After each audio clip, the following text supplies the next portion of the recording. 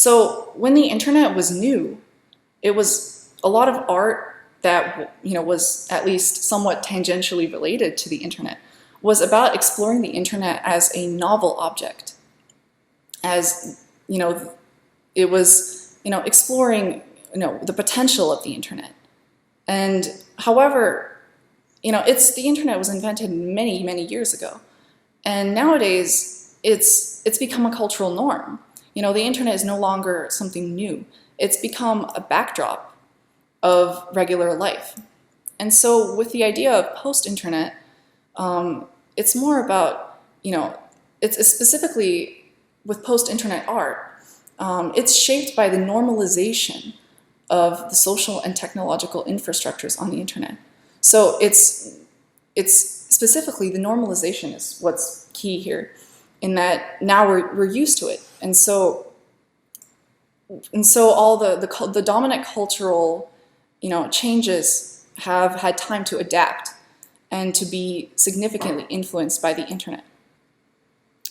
And so with internet memes, here's our little example. With internet art, it was about trying to understand the internet, which here it's a book about trying to first discovering the internet.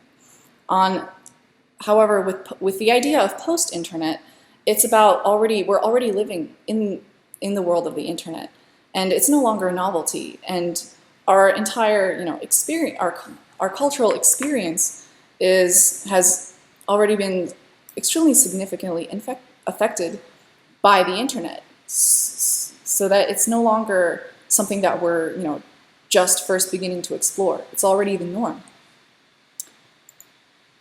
And so here we bring us to memes.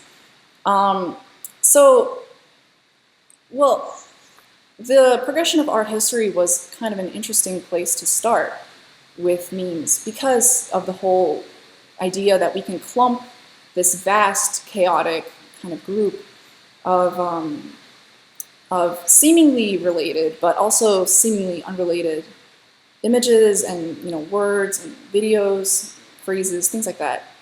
And so, if you think back to the past, these are very, very recognizable images, right? This kind of format, we all recognize this immediately as an internet meme. And so we come to the idea of irony. So, in humor, there's usually some form of irony, which makes it funny because it subverts your expectations, which makes you laugh, right? And so when discussing internet memes, so in the general sense, there is irony present in a lot of internet memes, regardless of when or where they were made. So we're using irony in a more artistic sense, which will be explained later once we actually get to ironic memes. So for now, just accept the term pre-ironic, because we'll explain what ironic means in terms of memetic changes.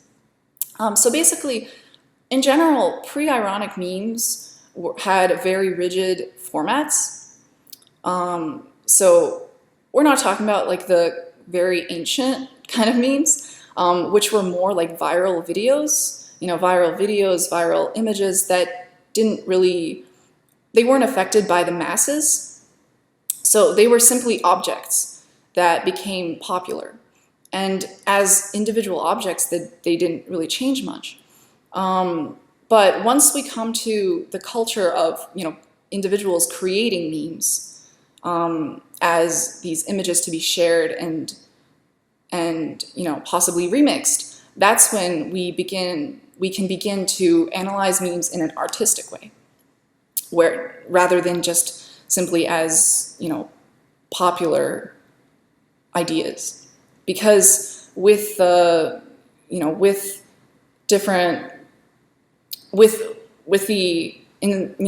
when people start remixing them, that's when we actually see this kind of artistic interaction with people, criticizing each other, playing on each other's ideas, and making changes that weren't seen before. And with this style of meme, there was always a very rigid and prescriptivist attitude in the way that the meme should look, which is quite similar to pre-modern art in that it had to follow the artistic conventions to be accepted by whoever was viewing it, So there almost became a catchphrase to say, you're using that meme wrong. If this Velociraptor meme, was suddenly said, why that would be strange because it's the wrong meme. So, and so with pre-ironic memes, the more ancient memes function more like viral objects, like I said before. But with pre-ironic memes, we start to move away from the simple, and we start to move towards slightly more complexity, but they're still not entirely, they're not super complicated quite yet. But what happens is that this very rigid style and this very rigid usage, not only should the meme be, formatted correctly, but it should also be used in the right context. And when people used it wrong, there is often, there's a certain element of cringe where, it's, these clueless people are, using this, a meme wrong. It's ridiculous. And so, so this was the general attitude towards this style of meme. But what happened is, memes don't simply exist on their own. Memes are affected by the format that you use. And so as the internet changed with the dominant forms, the dominant websites that people used to view and to make memes, so did the style of the meme. So we can actually, memes are quite similar to comics, so we thought that it would be relevant to explore memes in a way that is, because memes are a form of visual humor, and which is the same as comics. So in the, this style of newspaper comic, usually, it was a photo that, or a drawing, or some kind of a visual, and then there would be a caption underneath.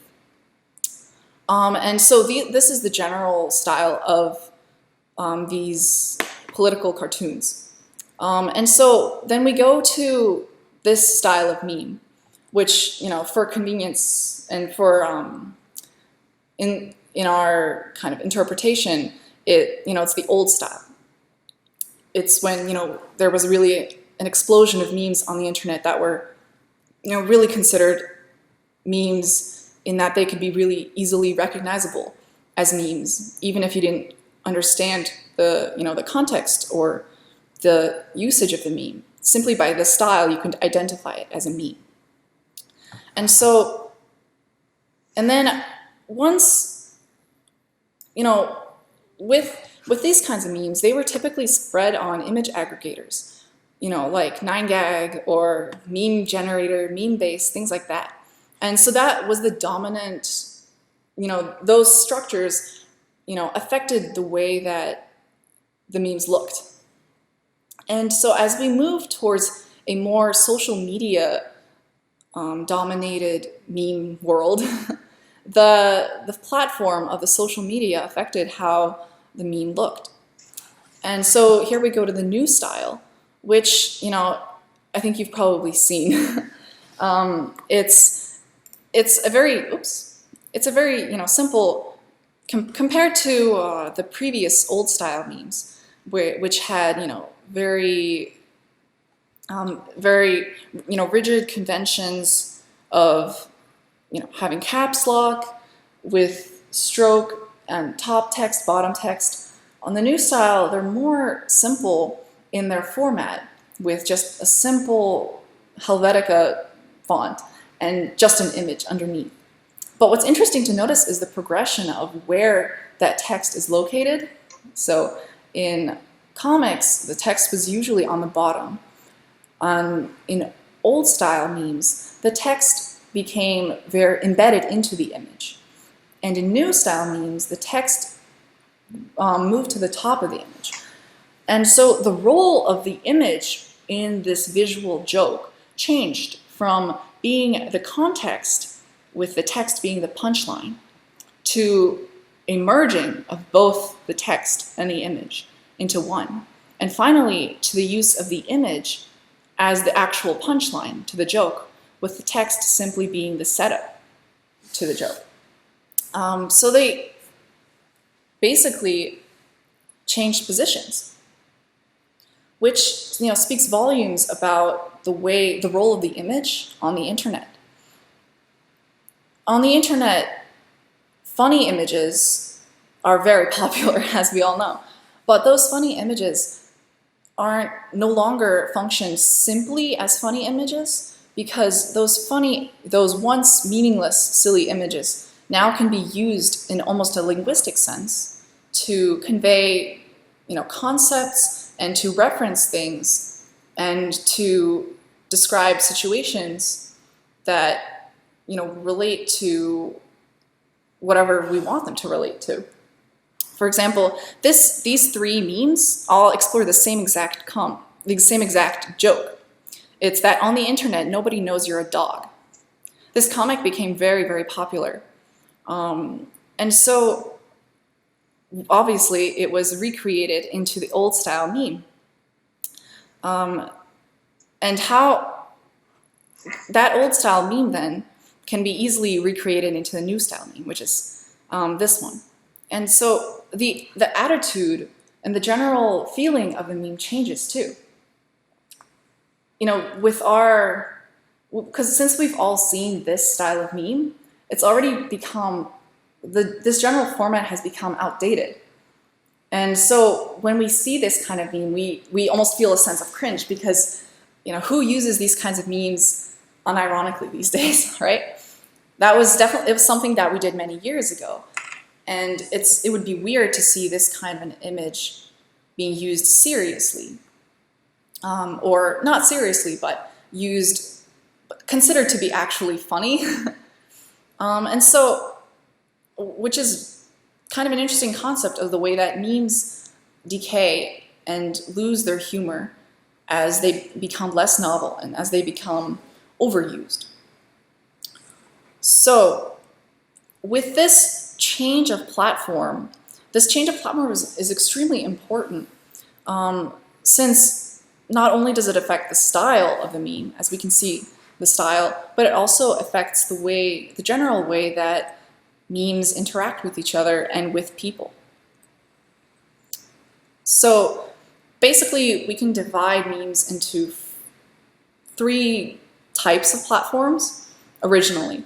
Originally, you had either image boards, which were like 4chan, for example, where it was very small scale in terms of exposure, in that you would have to go to that specific forum and talk to those specific people and look at their memes.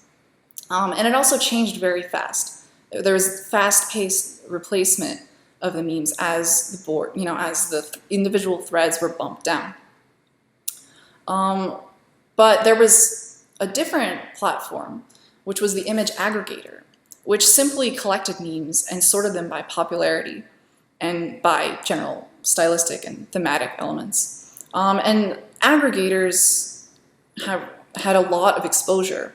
But because there was no curation, there was stagnation.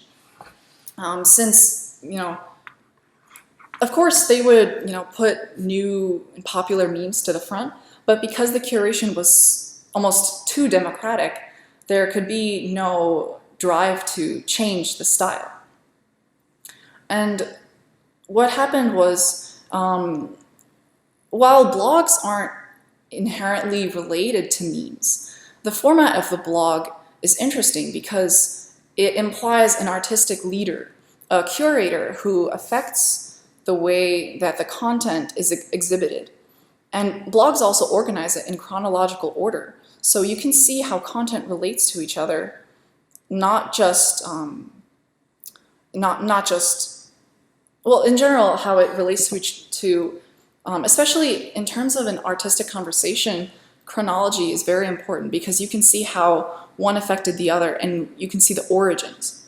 And with Facebook, we actually see a synthesis of all three because Facebook allows for intimate conversation. But any individual piece of content on Facebook, as long as it's shared publicly, can very, very quickly become viral. So this very dynamic platform allows for a lot of interesting changes because not only does it combine the most valuable aspects of both image boards and aggregators, the emergence of Facebook pages, which function like blogs, actually created a huge change in memes because on image boards and aggregators, there were no individual artists. Every meme was considered on its own. But with blogs and with Facebook pages, the individual Facebook page can almost take on its own identity as a house of curation with a specific style, values, and personality. And so we can see how there's different types of Facebook pages. So this one right here called Laughing Colors is, it's this kind of very popular, very cringy humor because, and it's almost, it's almost a little bit absurd sometimes. Because of its popularity, it panders to very kind of easy and kitschy and cringy humor. And what happened was that people reacted to this kind of humor by subverting it. So this page is called Laughing Colors, and somebody formed a page called Various Colors That Are Not Laughing at the Moment. And this is basically a very clear reaction to the Laughing Colors Laughing Colors page. So we can see that memes are no longer acting as individual meme picture objects. We're actually seeing these massive, this Laughing Colors has 16 million likes, whereas Various Colors That Are Not Laughing at the Moment has about 2,000, I think, or 5,000, somewhere around there. But there's absolutely no comparison to 16 million. But we can see that memes no longer function as simple objects, as individuals. Memes have become, almost like corporations. Memes now function in clumps and in groups. So all the memes that are posted on Laughing Colors have their own specific style of humor, the themes that they explore, and so this page has a very specific persona. Whereas this page also has its own very specific persona that is making fun of this page. And so there's also an example here is the LAD Bible is also a very famous, very popular Facebook page that also posts very popular memes. And here we have another more underground meme page called Ironic Memes that would post memes that subverts popular memes like LAD Bible. And so so basically what happened was the platforms of memes were divided into two.